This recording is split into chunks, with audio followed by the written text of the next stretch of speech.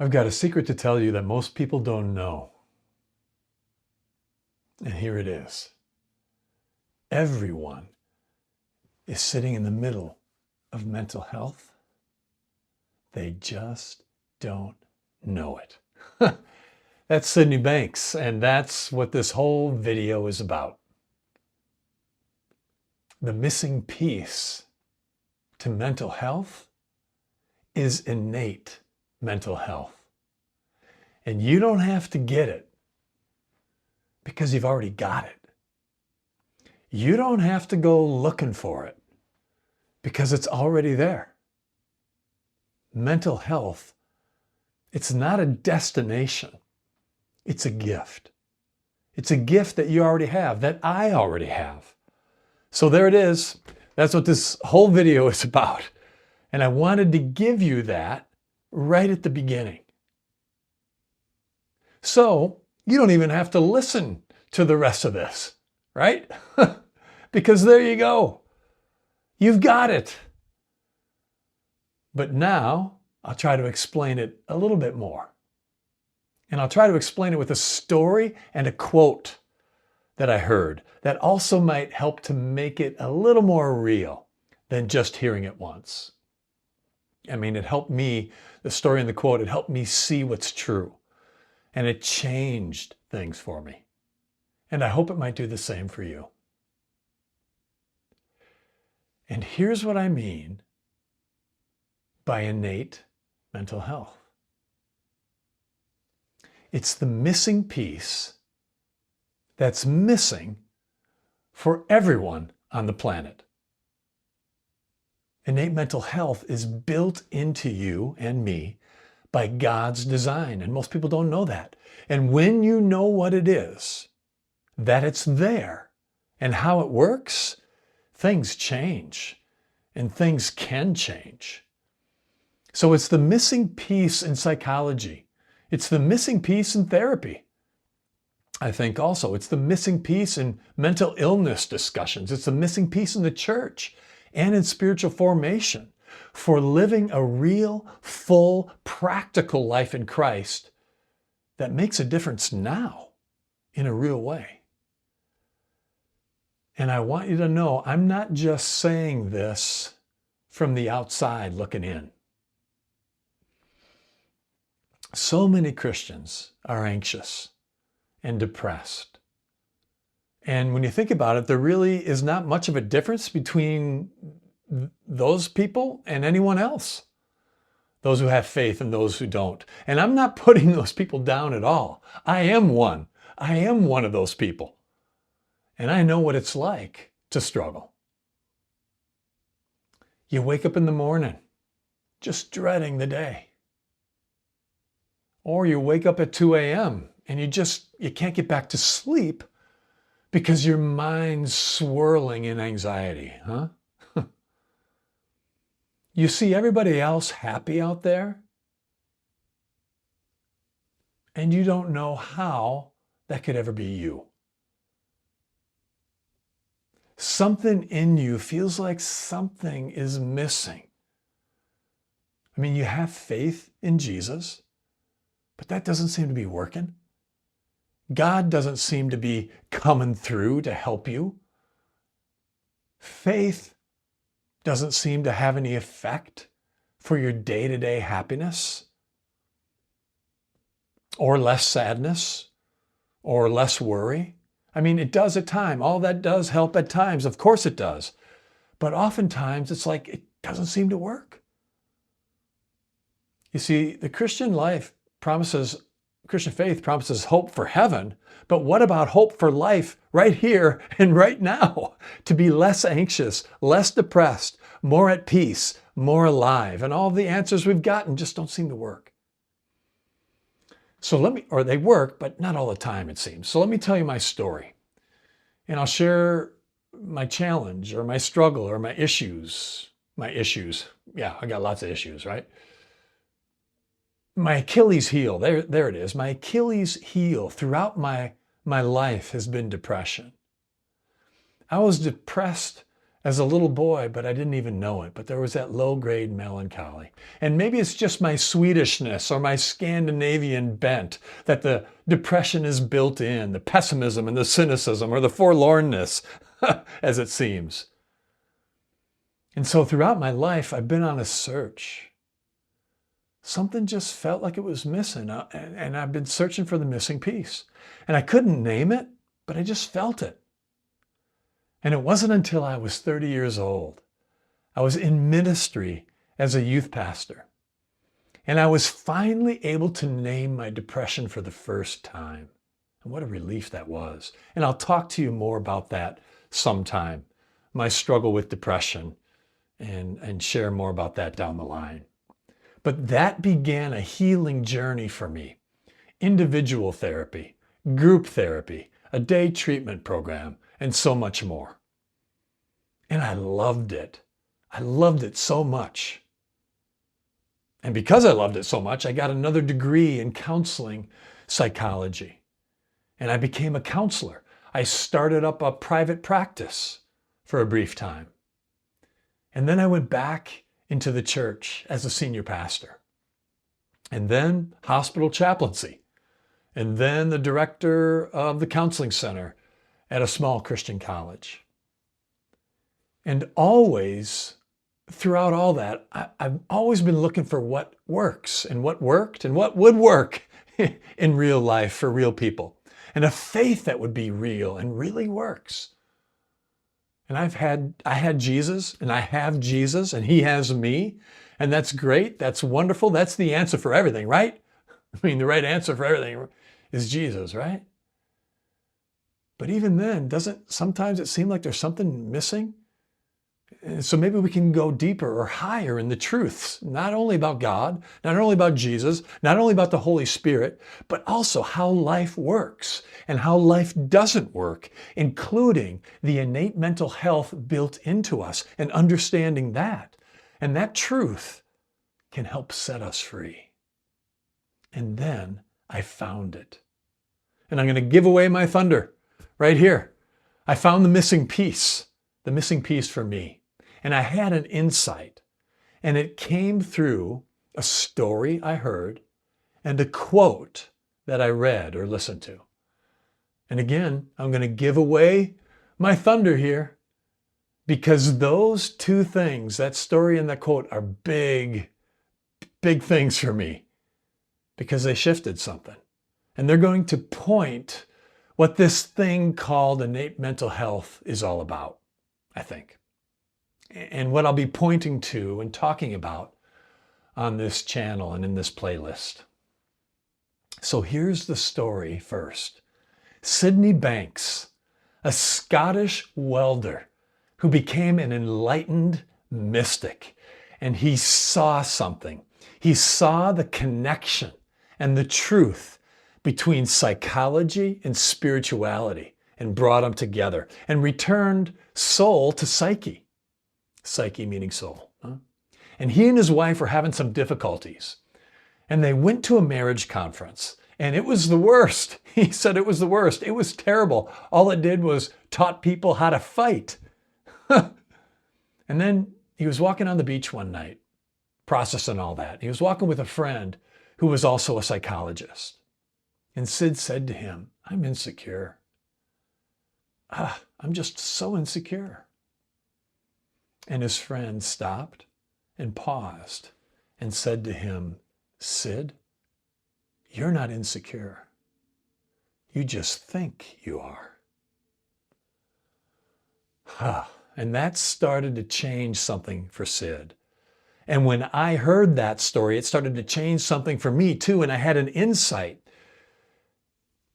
When I heard that story, I heard, I'm not depressed. I just think I am. Or I wasn't depressed. I just thought I was. And something clicked. You see, I thought depression was who I am. It's in my genes. It's in my DNA. It's in my body. It's in my bones. It's in my mind. But my mind woke up to the fact that I'm not that. But I can think my way into that, into depression. And when I stop doing that, I'm out. Wow. Knocking down my paneling. Wow. And so there's something I want to learn. I want to learn everything I can about this understanding. So that was the story. And here's the quote. And I remember hearing it. And hearing it this way, and I'll unpack it a little bit. Here it is. 100% of our feelings come from 100% of our thinking. And we live in the feeling of our thinking 100% of the time. Do you feel that one? And I'll talk more about that in the future also. But my feelings are coming from one place and one place only. My thoughts. I never realized the power of thought like that before. And it's not just something that happens occasionally. It's happening all the time. I live in the feeling of my thinking, but I'm often not even aware of that, not even aware that I'm doing that or that that's happening. And so one of the secrets is to just notice, just to become aware that that's what's going on. That's how it works. And that's innate health operating perfectly. But we've never known this. We've never been told. And again, I had a wow, there's something here. There's something about this I got to know more about. I got to learn everything about this. And then not only that, I want to learn everything I can about this, but I want to share it with others too. And now the missing piece is also the missing piece. And what I mean by that is PEACE. And everyone's searching for that, right? That piece, aren't they? And the group Boston got it right when they sang Peace of Mind. All I want is to have my peace of mind. Well, that's it right there, isn't it? Right under the surface, right underneath all of our thinking, there's our natural state. When our thinking slows down, when we don't have a lot on our minds or a lot of thinking on our minds, there's the peace. There it is. And it's always there. It's our innate mental health that's built in. And that's what we're experiencing when we feel that peace. And that's how God made us. And I've heard it said that mental illness is external searching and mental health is inner peace. Do you feel that one? It's right there already, built in, and can be known and enjoyed much more than I often allow myself, and maybe you too. And here's something important to understand. Mental health is in you. It's in you right now, even when you don't feel it or think it is. Sometimes we actually feel pretty mentally unhealthy, or we feel unstable or crazy at times. We just get caught up in anger or fear or anxiety or misery or depression or whatever it may be, right? But it doesn't take away the fact and the truth of your innate mental health. That's still there underneath it all, so to speak. So the system built in is actually working perfectly. We just don't understand how it works. And that it works the same way when we're feeling great, when we're feeling good, when we're feeling happy, as it does when we're feeling bad, anxious, depressed, or sorrowful. So why didn't anyone tell us about this? That everyone is sitting in the middle of mental health. They just didn't know. They didn't know it. And I wish I would have known that long ago. I mean, I wish I would have known this even when I was a little boy. Someone should have told us. They didn't. I want to, and I will. You don't have to suffer so much or for so long. Me neither.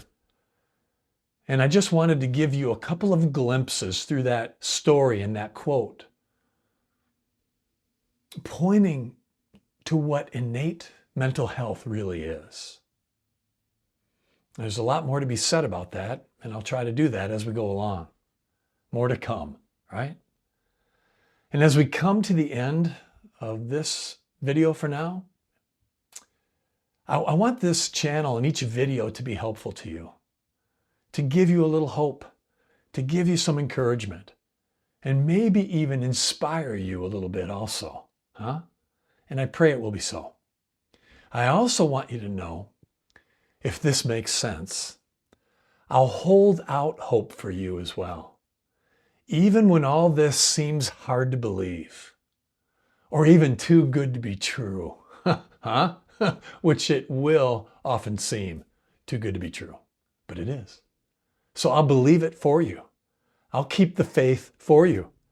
I'll hold out and hold on to hope for you, even when you can't, because I felt the truth of this in my own life and have seen it.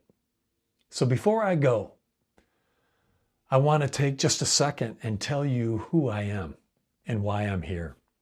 Hi, my name is Bill. Why am I saying my name now? I should have told you at the beginning, right? But my name's Bill. And my whole thing right now is about bringing faith and mental health together in that integration in a way someone should have told us about years ago, and how to do it and what it means. And specifically, I help anxious and depressed Christians feel better. Yeah, by waking up to their God-designed innate mental health and well-being. So they can live in less anxiety and more peace, less depression and more joy, less fear and more love, and all without unending therapy, self-help, or effort. And I know that seems too good to be true. I know. But wouldn't that be just like God? Huh? So if you'd like to learn more, I'd love to share more, and let's connect. And just a couple of quick things before you go. I'd love to get this message out to more people. And I hope you think it's one worth getting out there too, if you know what I mean, right? And I'm learning all this stuff on YouTube, and I'm learning that when people like, comment, share, or subscribe, that's exactly what happens. It's just a way to help get the message out to more people. And wouldn't that be cool? So, thank you in whatever way you can do that. Huh? And thanks for showing up here and listening. This is just kind of fun, and I'm just glad to know you're out there. So there's a link below for a free gift, a way that you can get on my email list and stay connected. And if you'd like to support this channel, actually this ministry, this channel and the ministry behind it, and then that way even be a part of it, there's a link below to buy me a coffee. And though as a non-coffee drinker, maybe I should say buy me a chai, right? And if you'd like to connect directly, that would be wonderful. Contact me through my email, and we can set up a time to talk, to have some conversation about how I might be able to help you for where you are on your journey. So I'm just so glad you've been here. I really am, that you've been here with me. And I wanted to give you a special send-off, a blessing, a benediction. And I hope you might feel it. I hope you might feel the truth of this. And that it might give you some hope. Until next time, may you know and remember that even when it may not feel like it or seem to be true, you are more than okay in every way. And everything is going to be more than okay too. I hope in some way what I shared with you today might help you to live all the days of your life. Bye for now.